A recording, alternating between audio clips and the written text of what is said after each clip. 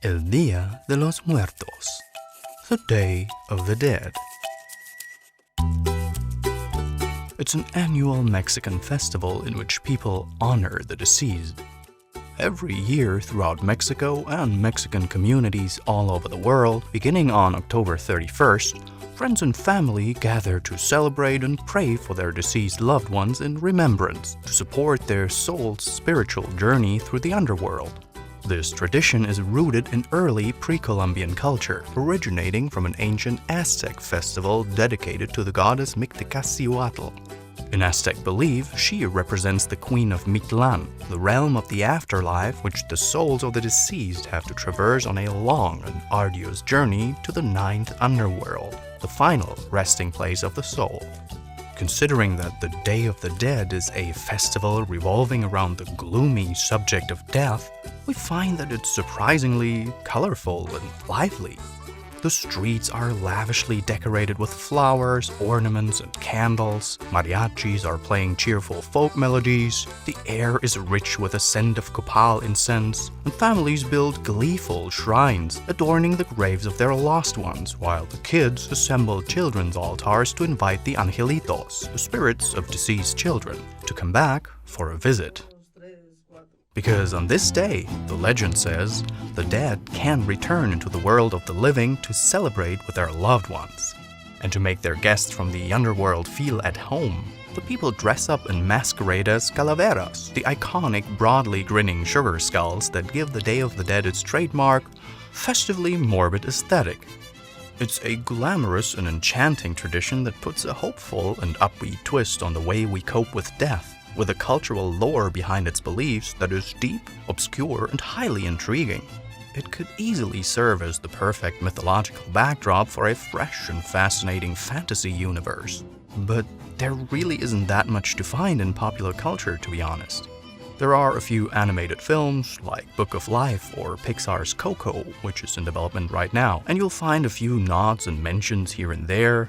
But there's probably no Western mainstream work of fiction out there that captures and embraces the mythology of the Dia de los Muertos as uniquely and lovingly as Grim Fandango. Often listed among the greatest video games of all time, it is widely regarded as the absolute pinnacle of the adventure genre. It's a game that feels a bit as if a Mexican folklorist wrote their own version of Dante's Inferno or Milton's Paradise Lost, and spiced it with an unbridled love for the golden era of the film noir. Grim Fandango is an epic tale of crime and corruption in the land of the dead that never fails to leave me awestruck, no matter how often I take on its journey to the ninth underworld. And that deserves a love letter.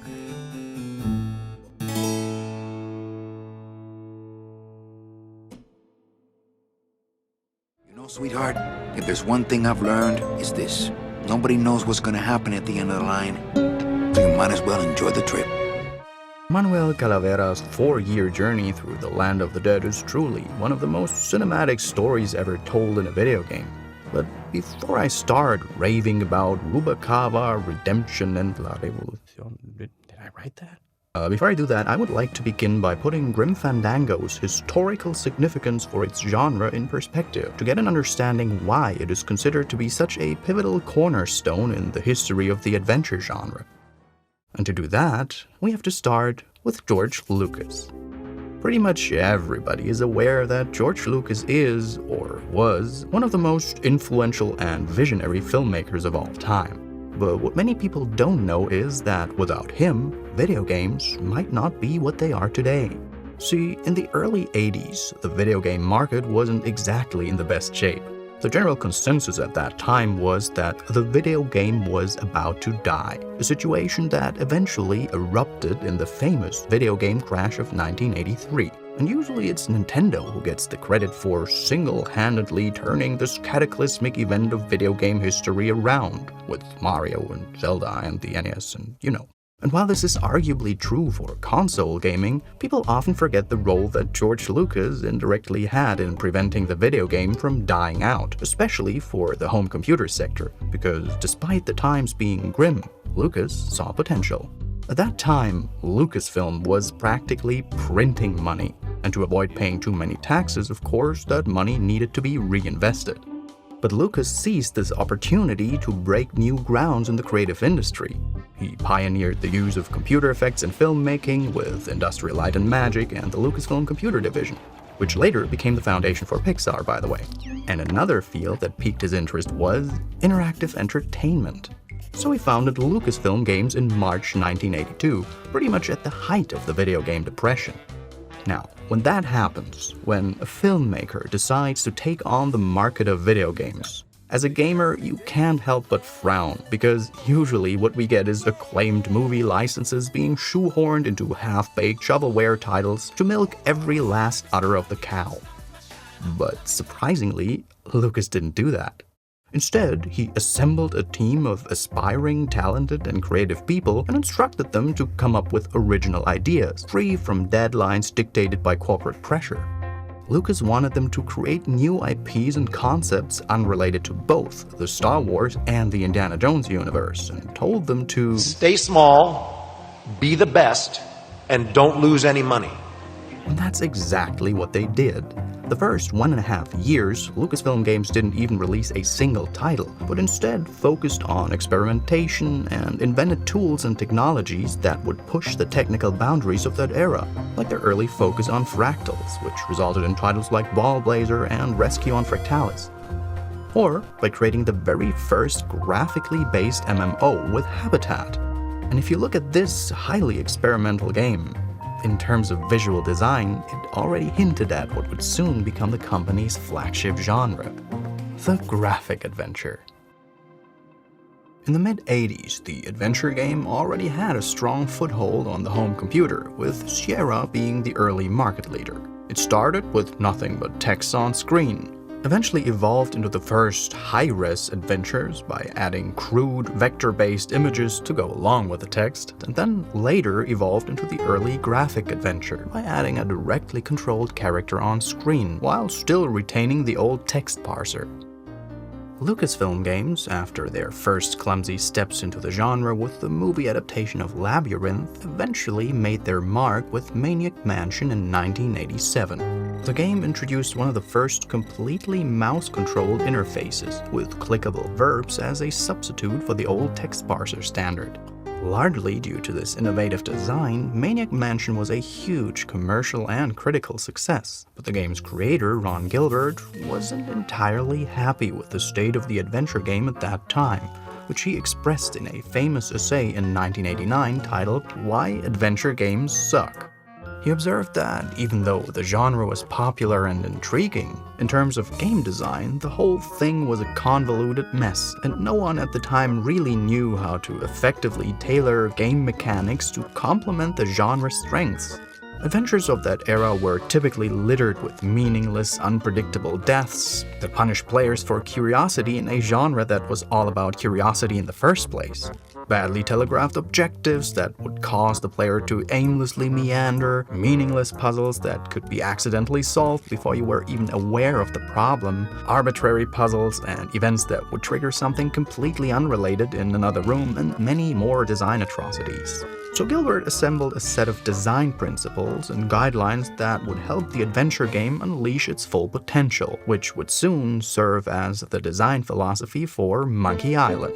Now, Monkey Island was a game changer, a fan favorite, critically acclaimed and buried in accolades, and it firmly cemented Lucasfilm's role as the new kings of the adventure genre. What followed was the era LucasArts. The company was rebranded from Lucasfilm Games to LucasArts, and this name quickly became one of the most critically acclaimed developer studios of all time. And that was largely due to their phenomenal point-and-click adventures.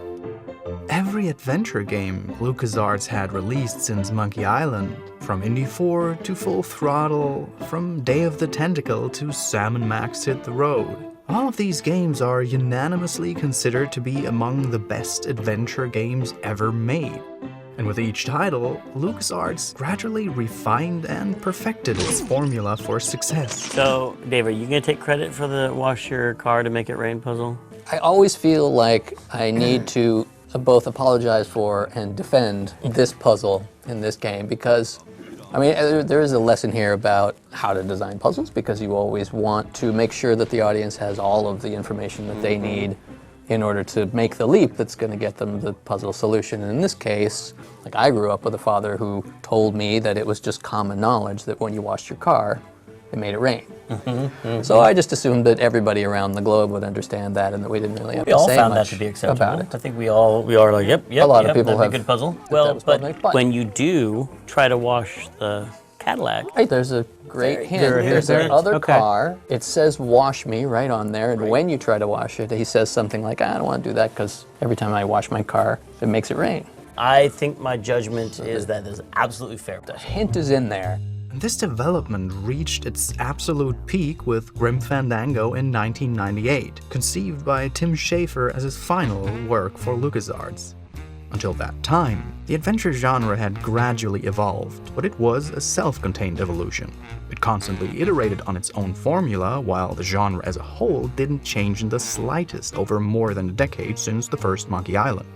But Grim Fandango was released during the dawn of 3D gaming, and while many different genres at that time repeatedly reinvented themselves like nobody's business, the adventure game couldn't catch up, and it stayed in place. If you're interested in this, I highly recommend watching this video essay by Ian Danskin called Who Shot Guybrush Threepwood, which investigates the death of the adventure game in great length and detail. Grim Fandango remains the pivotal example of why the adventure genre was doomed to die out eventually, because it really tried to evolve. It was the first LucasArts adventure to feature 3D graphics, which looked quite stunning for its time. And while it did make the game overall more pretty to look at, it didn't really add anything new to the genre. The game also tried to tell a more mature story than every preceding title, focusing on themes like crime, corruption, the afterlife, and it paints a pretty dark picture of the nature of humanity if you think about it. It is deep and thoughtful at heart and features a plethora of nuanced characters with genuine motivations and emotions, while still maintaining an air of LucasArts' typically lighthearted humor. It's the attempt of a genre to come of age alongside with its audience, but maybe it was a bit too late to have the necessary impact at that time. It was also a commercial indicator why adventure games just weren't profitable enough anymore. Grim's production cost and duration was several times higher than any adventure game before, while it didn't result in the same significant increase in sales.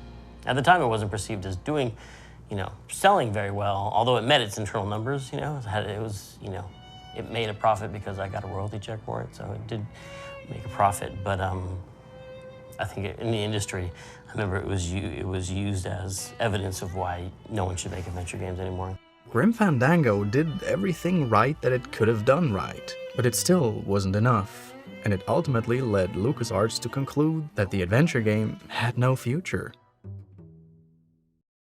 But enough history for now. For those of you who have never played this game, and for those who have but love to stay and reminisce with me, what's it actually about?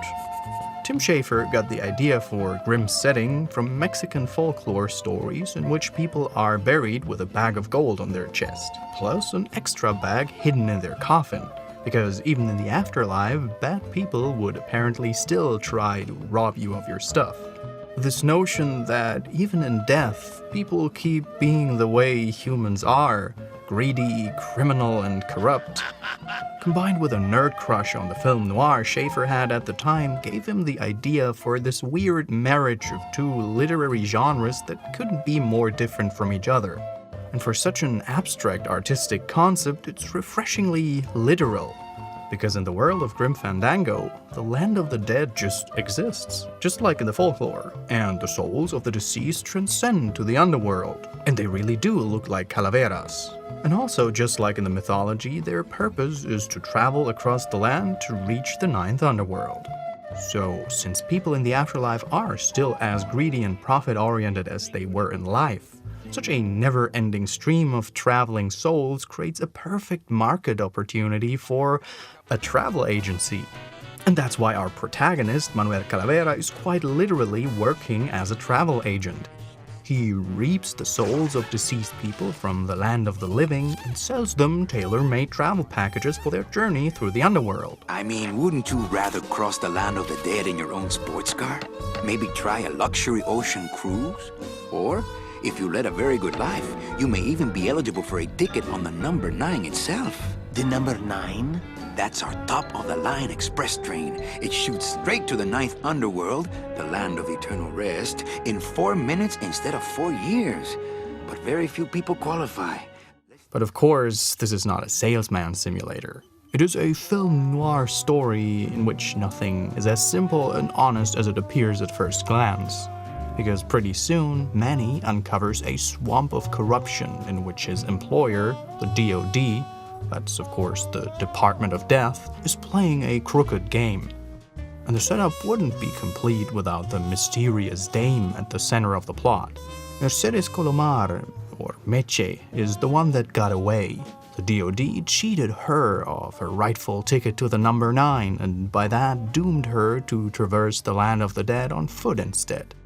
Manny feels responsible for her and makes it his personal quest to find her and ensure her passage to the 9th underworld, which pretty soon turns out to become his own journey of redemption. Manuel, are you in love with her? Love? Love is for the living, Sal. I'm only after her for one reason. She's my ticket out of here. As I've mentioned before, Grim Fandango takes a lot of influence from popular culture, especially from classic movies of the film noir era. And stories that take such a strong inspiration from other works can easily end up feeling heavy-handed, with references in abundance just for the sake of being in there. But in Grim Fandango, that's practically never the case. It borrows ideas, concepts, and details from many works of fiction, but it manages to combine them into something original that stands on its own. Good artists borrow, great artists steal. The game is divided into 4 chapters, with each one representing 1 year of Manny's journey. The first year starts out in El Marrow, the capital of the Land of the Dead, and this first chapter is heavily influenced by films like Alfred Hitchcock's Vertigo and Double Indemnity. The latter one especially gave Schafer the idea of the flawed hero being a salesman, as opposed to the standard private investigator cliché of film noir movies. The office complex, the Depression-era skyscrapers, and the streamlined-styled automobiles, the rooms with their elegant, clean-lined furniture, the walls and ceilings endowed with lavish murals of exotic Mayan culture. The setting transpires an expensive 1930s Art Deco flair, subtly establishing the tone for Schafer's unique vision of the Land of the Dead. But eventually, Manny breaks ties with his corrupt employer and joins a secret underground movement which aims to bring down the DoD for good, with good old cloak and dagger espionage and infiltration tactics. His new friend, Salvador Limon, helps him and his demon companion Gladys flee El Marrow from his prosecutors so they can head for the harbor town of Rubacava. And this chapter is by far the absolute highlight of the game. It is laden with references to so many of the greatest movies of all time. Manny's iconic white tuxedo and his North Africa-themed Cafe Calavera. I got a customer asking for you. You know I don't like to mingle with the customers. Complete with live piano music and roulette tables, it almost blatantly screams Casablanca. My hair is curly. Will you ask Rick if he have a drink with us? Madam, he never drinks with customers. Never. I have never seen it. But you'll also find wonderful bits of The Third Man, The Big Sleep, Gilda. It would probably be faster to name the ones the game doesn't pay homage to.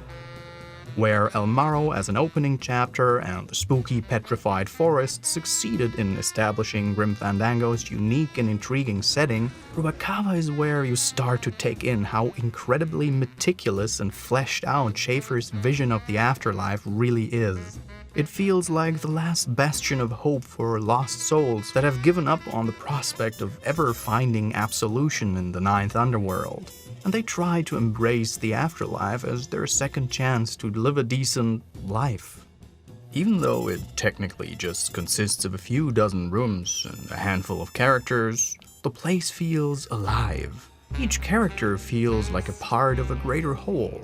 Sailors and longshoremen have their workers' union, the police are in the hands of the mob, and illegal gambling and nightclubs are truly running the city. The port town perfectly embodies what film noir is all about. Femme fatales, drunken gamblers, dangerous milieus, crooked cops, dreamers of broken dreams, and a flawed hero stuck in the middle of it all. It's a glimmering purgatory for the desperately lonely.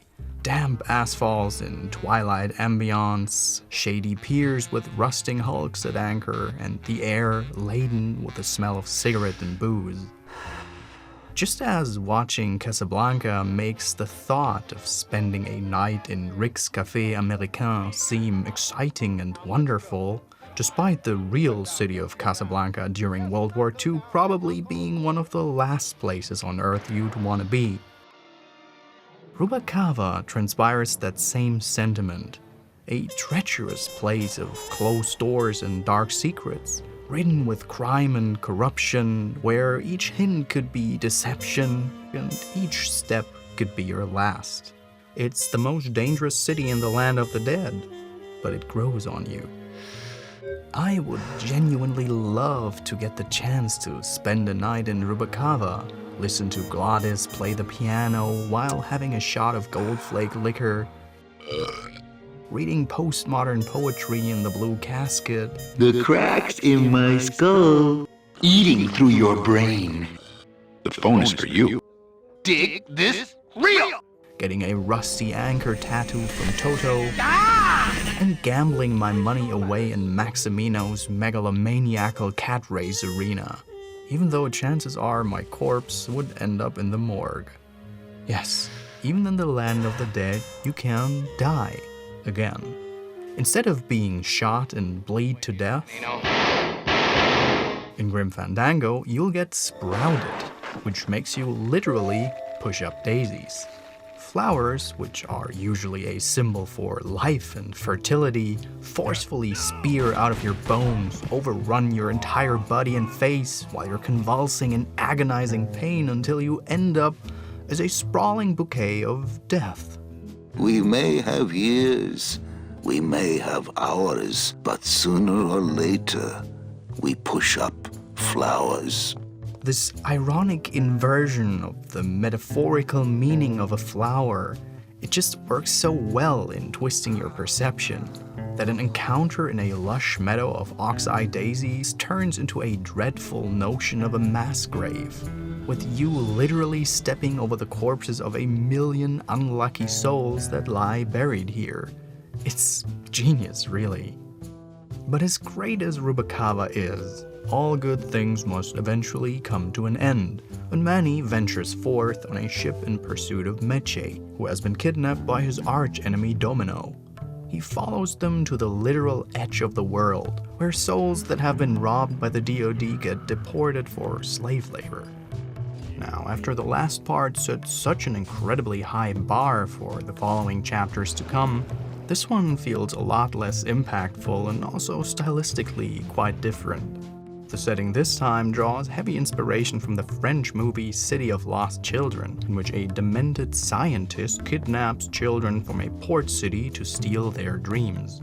It is an interesting and also thought-provoking subplot, but until the grand finale, which is once again breathtaking and beautifully orchestrated in many ways, the game never quite manages to get back to that same level of brilliance that it reached with Rubacava. The places seem less intricate, the characters don't feel quite as complex anymore, and the story sometimes seems a bit rushed, at least in comparison. And where so far all the puzzles, although sometimes challenging, were without exception logical and provided all the hints in the dialogues and the environment that the observant player requires to solve them, the later chapters bring back some of the typical adventure game logic. There aren't many of those puzzles, but some are really somewhat obscure. You epic cat. Yeah. I don't know how players are supposed to figure out this puzzle, that you have to fill the floor with regurgitated gelatin. It's not the first thing that jumps into people's minds. Where the hell did you get that? I forgot liquid there was nitrogen? I thought there was I forgot. there was a regurgitated gelatin puzzle in the game. That's a standard thing, right? So yes, the game is not perfect. It has highs and lows, and it comes with its own set of flaws. Sorry. But the ending, for me, it totally makes up for all the weaker links in the chain. Because in its entirety, Grim Fandango resonates the sensation of being a truly epic journey. Every game can split their story into several segments, call them years, and expect the player to just roll with it and accept that that's how much time has passed over the course of the plot. But it is hard to really get that feeling across in the player, that when you reach the credits, you feel like you're at the end of a truly long and arduous journey. Grim Fandango is one of the rare cases that manages to get that sensation across. A good indicator for this is Glottis, Manny's demon companion and best friend. He's meant to be the comic relief character in a rather grim universe, pun intended, for LucasArts standards. But most people I know who have played the game told me that they didn't actually find him that funny at all. Most people actually found him rather annoying most of the time, myself included. But when it is time to say goodbye at the end, everyone told me that it really hit them emotionally. There is a certain feeling that I normally associate with reading a good book. An epic novel that's set in a believable and fleshed out world and that feels real. I myself am a pretty slow reader, so I usually spend a lot of time with a book, returning day after day, immersing myself in its setting, becoming familiar with its characters, and experiencing the stories it tells on a daily basis. It eventually becomes a habit, but once I reach the ending, parting with it becomes really difficult, leaving me with a lump in my throat and a sadness that it's over. And that's how Grim Fandango feels to me. So yes, it has flaws, but what does that matter when it comes to a game that I adore so much that I defend it against criticism like a family member or a dead pet? Anyone can love because, but to know the flaws and love despite, that is rare and pure and perfect. When Manny and Meche's journey finally came to an end, I realized that by returning to this charming and ingratiating world day after day, by spending hours upon hours with its quirky and memorable characters, by listening to its wonderful big band bebop and mariachi soundtrack by Peter McConnell, and by experiencing its little episodes and stories like a ritual over a long stretch of time, it became a part of me. And just as Manny and Meche leave the land of the dead for the Ninth Underworld, in a way, it was also myself who was forced to leave that world for good. It was a bittersweet reminder that every story has to end eventually, even the longest and most epic ones. But Grim Fandango left me with a phantom pain that hasn't healed in almost 20 years. And I don't think I ever wanted to.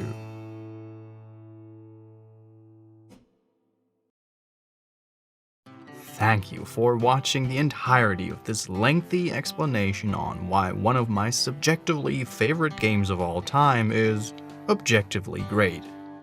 If this video got you interested in playing the game, the remastered version is available on Steam and GOG.com, links in the description. And it's a really good remaster because it adds mouse controls, modern lighting, a complete re-recording of the fantastic soundtrack by the Melbourne Symphony Orchestra, and an extremely enjoyable developer commentary. I'd like to express a special thank you to Gabriela Traverso for allowing me the use of footage from her video documentary about the Day of the Dead in the beginning of this video. If the cultural background of the Day of the Dead interests you, I highly recommend checking out her series Celebration Chronicles. Also, my gratitude goes out to each person who supports me on Patreon, this time with a special thank you to Caroline Mills, Simon Anderson, Dewey Wayu Hendrayani. There's no way I didn't butcher that. Lucas, the Space Lagomorph, Evan Tikru, Nicholas Stevenson, Ronnie Meinert, Ian Melancon, Adele Al-Falasi, and Christopher Collish. So, I hope to see all of you guys in the next video. So long.